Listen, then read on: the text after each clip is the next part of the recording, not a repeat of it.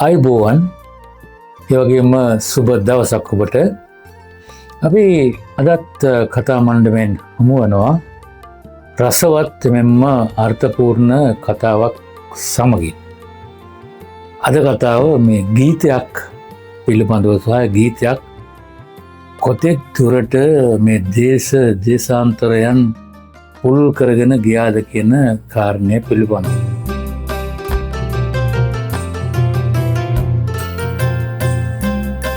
ඔබ දන්නවා අපේ ආදරණීය තරුණ ගායිකාවක් යොහානි ඩි සිල්වා. ඇය ගායනා කරා පසුගිය දවස්වල ගීතයක් මැණිකේ මගේ සිතේ මුදුවේ නොරා හැඟුම්. මට ඒක කියන්න බෑ හරියට. නමුත් මේ ගීතය මෙරට ප්‍රේක්ෂක ජනතාව විතරක් නෙවෙයි, ශ්‍රාවකයෝ විතරක් නෙවෙයි, ඉන්දියාවට ගිහිල්ලා එතිනුත් එහාට ගිහිල්ලා අතිශය ජනප්‍රිය වුණා. ඇයට ඉන්දියාවට ආරාධනා ලැබෙනවා. ඉන්දියාවේ ප්‍රාන්ත විශාල ප්‍රමාණයක චිත්‍රපටිකරු, නළු නිළු, ප්‍රසංග වේදිකා මේ සියලු තැන්හි ඇයට ගරු බුහුමන් ලැබෙනවා. මේ ගීතය ඇය ගායනා කරන්නේ සතිෂන් රත්නායක කියන ඒ තවත් ගායකයෙක් එක්ක. මේක අතිශය අපි අර වර්තමාන භාෂාවෙන් කියනවා නම් මේක වෛරල් වුණා. මම මේ කියන කතාව ඇගේ මේ ගරුත්වයට ඇය ලබපු ජාත්‍යන්තර සම්මානයට කිසිසේත්ම අඩුවක් කිරීමේ අභිලාෂයෙන් කරන කාරණයක් නෙවෙයි. නමුත් තවත් මේ වගේ ගායනයක් ලෝකෙට ගිය හැටි ගැන කියන්නයි සහ ඒ ගායකයා පිළිබඳව කතා කරන්නයි මේ සූදානම් වන්නේ.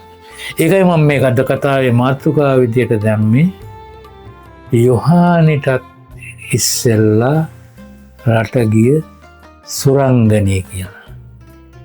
සුරංගනී කියනකොටම ඔබ කවුරුත් දන්නවා සුරංගනිට මාළු ගෙනවා මාළු ඒ දැන්ගෙනාපු යනාදී විදියට විවිධ පද යොදලා විවිධ අවස්ථාවල මේ ගායනා කරනවා අපේ රටේ. මේ සිදුවීමට මං තවත් පොඩ්ඩක් එහාට යනවා. මට අවස්ථාවක් ලැබෙනවා 1978 වර්ෂයේදී නේපාලයේ කත්මණ්ඩු නුවර ආසියාවේ පුහුණුකරුවන් පුහුණු කිරීමේ වැඩසටහනට සම්බන්ධ වෙන්න දවස් 10. පුහුණු වැඩසටහන් වලට සම්බන්ධ වෙන අය දන්නවා මේ පුහුණු වැඩසටහන් අතර වාරයේ ප්‍රිය සම්භාෂණ තියෙනවා. ඒ ප්‍රිය සම්භාෂණවලදී එක එක රටවල් වලින් ජාත්‍යන්තර වැඩසටහනක් නම් එක එක රටවල් වල ගීත ගායනා කරනවා. මෙවරත් එසේ සිදු වුණා. ඊට පස්සේ සිදු වුණේ එක එක රටවල් වලින් කේරළයෙන්, බංග්ලාදේශයෙන්, ඉන්දුනීසියාවෙන්, බුරුමෙන්, තායිවානයෙන්, තායිලන්තයෙන් ඔය විවිධ තැන් වලින් ආපු කණ්ඩායම් ගීත ගායනා කරනට ලංකාවේ වාරෙත් ආවා. ලංකාවේ වාරේ කියනකොටම සභාවෙන් ආවා "Sara sing that song" Suranganee.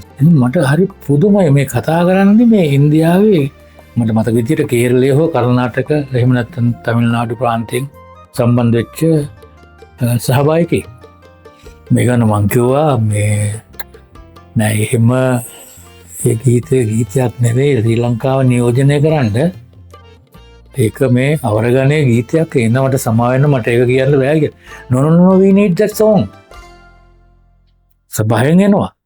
සභාවෙන් පටන් ගත්ත ගීතය.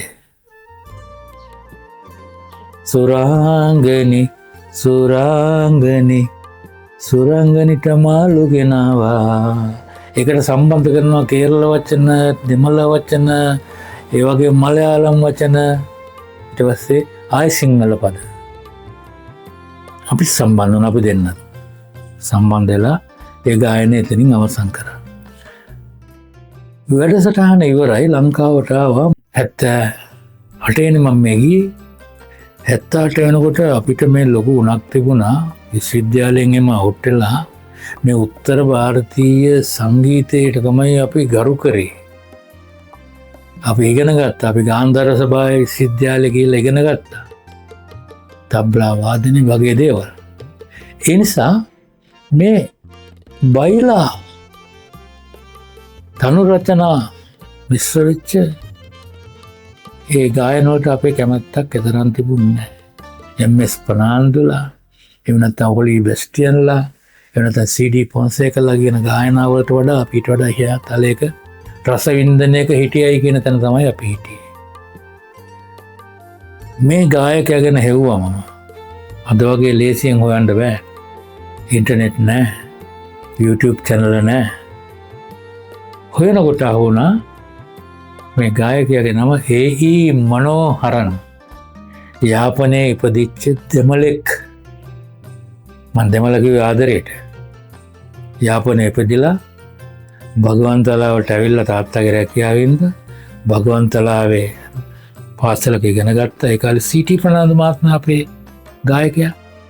ඔහු හම්බෙලා ඔහු බයිලා ගායනය ඉගෙන ගත්තා. ඊට පස්සේ දකුණට එනවා කොළඹට. ඇවිල්ලා ඔහුට ගායන හැකියාව තියෙන හින්දා මෙල්ටන් පෙරේරා, මිල්ටන් මල්ලාරච්චි, එම්.එස්. ප්‍රනාන්දු, ක්ලැරන්ස් ජයවර්ධන වගේ අයත් එක්ක වේදිකාවල, ප්‍රසංග වේදිකාවල දී ගයන්න ගත්තා.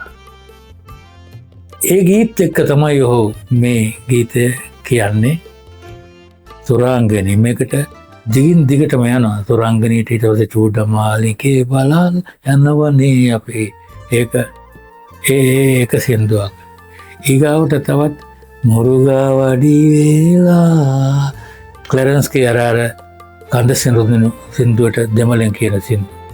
මේ වගේ ලස්සන සින්දු මාලාවක් කරපු මේ චරිතයේ 1976 දී මේ සුරංගනී ගීතය තැටියකට නගනවා. සූර්ය තැටියකට. කියන්නේ සූර්යා වික්‍රමසිංහ මහත්මයා අධිපතිත්වය දරපු සූර්ය තැටි නිෂ්පාදන ආයතනයේ මෙයාට අවස්ථාව දෙන. හැබැයි මම අහලා තියෙනවා මේක මුලින්ම කියලා තියෙන ඔලි බෙස්ටින් කියලා. මේක කිව්වා විතරයි ලංකාව පුරාම මේ සින්දුව ගියා. ප්‍රබුද්ධ නොවන අය, ප්‍රබුද්ධ අය, තවත් අය, පාසල් ශිෂ්‍යෝ විවිධ අය කිව්වා මේක ගියා ඉන්දියාවට. ඉන්දියාවේ පාසල් ශිෂ්‍යයින් අතර විනෝදචාරිකාවලදී, සම්මේලනවලදී, ප්‍රසංගවලදී මේ ගායනය ඉස්සරහට ආවා. මේ ගායනය කොතරම් හිට් වුණාද කියනවා නම් ඉන්දියාවේ 1978 දී ඉලේරත් මහත්මයාගේ චිත්‍රපටයකට ජෙමිනි ගණේෂන් රංගපාන මේ ගීතය ඇතුළු කරලා තියෙනවා. ඒ වගේම ආශා භෝස්ලේ අපි අතරින් මෑතකදී වියෝ වුණ ආශා භෝස්ලේ මැතිණිය තම පරාත්තම් කියන චිත්‍රපටයට මේක ගායනා කරලා තියෙනවා. තවත් චිත්‍රපටි ගණනාවකටම මේක ගායනා කරනවා. දැන් මනෝහරන් මහත්මයා මේ ජීවත් වුණ දකුණත් එක්ක හරීම සම්බන්ධතාවයෙන් උතුර දකුණ යා කරමින් 83 ඒ ජූනි කෝලාහලය ආවා. අපු දෙකට කරපු රටට විශාල ප්‍රශ්න ගෙනාවු. මොහොතත් යන්න සිදුුණා ඉන්දියාවට. ඉන්දියාවට ගියාම ඔහු ආදරයෙන් වැළඳගත්ත ඉන්දියානු තමිල්නාඩුවට ගියේ. ප්‍රසංග වේදිකාවේ නැතිවම්බරි චරිතයක් වුණා. චිත්‍රපටි නළුවෙක් වුණා. චිත්‍රපටි මං අහලා තියෙනවා 100 ගානක විතර රංගපාලා තියෙන හැබැයි සරපල්ස චරිත. ඔහු සමහත දේහධාරී පුද්ගලයෙක්. ඒ මනෝහරන් ඉන්දියානුවන් කිව්වේ සිලෝන් මනෝහරන් කියලා. දැන් මට උවමනා වෙන්නේ මේ සිලෝන් මනෝහරන්ට මම යම්කිසි නිගරුවක් කරා නේපාලයේ කත්මන්දු නුවරදී මගේ අර ක්ලාසික් මියුසික් උන නිසාවෙන්. ඒක උණක් ඒ කාලේ ඇත්තෙම. මට උවමනා වුණා ඔහුට තෙන් සමාව ගන්න. මම මේ අවස්ථාව උදා කරගත්ත ජාතික රූපවාහිනියේ සීනේ කිරෑ වැඩසටහනට මට අවස්ථාව ලැබුණ සම්බන්ධ වෙන්න මම එතෙන්දි කියලා ප්‍රතිවිරුද්ධව මම සමාව ඉල්ලුවා මම එදා කරපු නිගරුවට. හැබැයි ඒ වන විට මේ මනෝහරන් දැන් මිය ගිහිල්ලා දැන්ට අවුරුදු 15කට විතර උඩදී. මම කියන්නේ යොහානි ගායිකාවට මේ වර්තමානයේ සැකසලා තියෙන ප්ලැට්ෆෝම් එක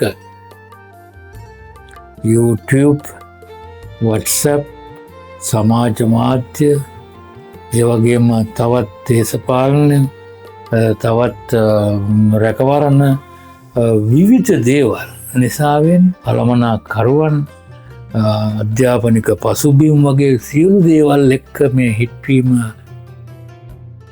මනෝහරන් ගායනා කරලා අවුරුදු 50කට විතර පස්සේ මම හිතන්නේ 2002 වගේ විතර මේ ගීතය එළියට ආවේ.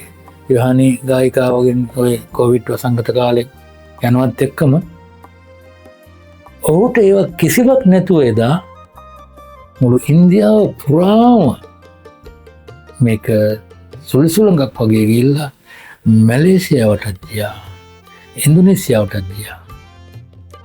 එනිසා කියන්නේ එකල එවන් ජයග්‍රහණයක් ලබපු මිනිහට මේ රටෙත් ඉන්න බැරි වුණා 83.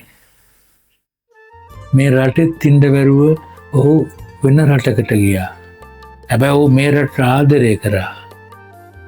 ඔබ බලලා තියෙනවා නම් කන්නත්තේ මුත්තමිට්ටාල් කියන චිත්‍රපටිය LTT වටේක් සහ LTT සෙබලියක් එක්ක ඇතිවෙච්ච ආදර සම්බන්ධතාවෙන් සෙබලියට දරු ගබක් හම්බ වෙනවා. 83 යනවා ඉන්දියාවට. ඊට පස්සේ දරුවා තමන්ගේ පියයි අම්මයි හොයාගෙන ලංකාවට එනවා. අන්න එතෙන්දී මේ ඒ මනෝහරන් එහි යම් රංගපෑමක් කරනවා. මම මේ චිත්‍රපටිය බලලා තියෙනවා. දැන් මගේ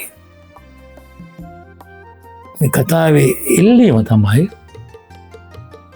යොහානිට ගරු කරමු, ඒ වගේම ඒ මනෝහරන්ට ගරු කරමු. තල දෙහික ඉඳලා මේගොල්ලෝ ජාත්‍යන්තරය ජයගත්තේ. අවුරුදු 50කට ඉස්සෙල්ලා තිබිච්ච සමාජ ආර්ථික දේශපාලන ව්‍යුහවත්, ඊට පසුව තිබිච්ච සමාජ ආර්ථික දේශපාලන සහ තාක්ෂණික ව්‍යුහයේ විශේෂයෙන් මේවත් එක්ක මෙයා ඉදිරියට ගියා. අපිට සංස්කෘතියේ කොටසක් තමයි සංගීතය සහ ගීතය. දකුණු මොලේ වර්ධනය කරන්නට ඒක බයිලාවෙන්ද, ශාස්ත්‍රීය ගායනයෙන්ද, බටහිර ගායනයෙන්ද කියලා නෑ. ඒක සක්‍රීය පුරවැසියෙක්, විවේචනාත්මකව හිතන්න පුළුවන් පුරවැසියෙක්, ඒ වගේම නිර්මාණශීලීව හිතන්න පුළුවන් පුරවැසියෙක් බිහි කරන්න පුළුවන් ප්‍රබල මෙවලමක් තමයි සංගීතය. එහෙමනම් අපි මේ දෙදෙනාටම ගරු කරන ගමන් මම මේ කතාව අදින් නවත්තනවා. ස්තුතියි.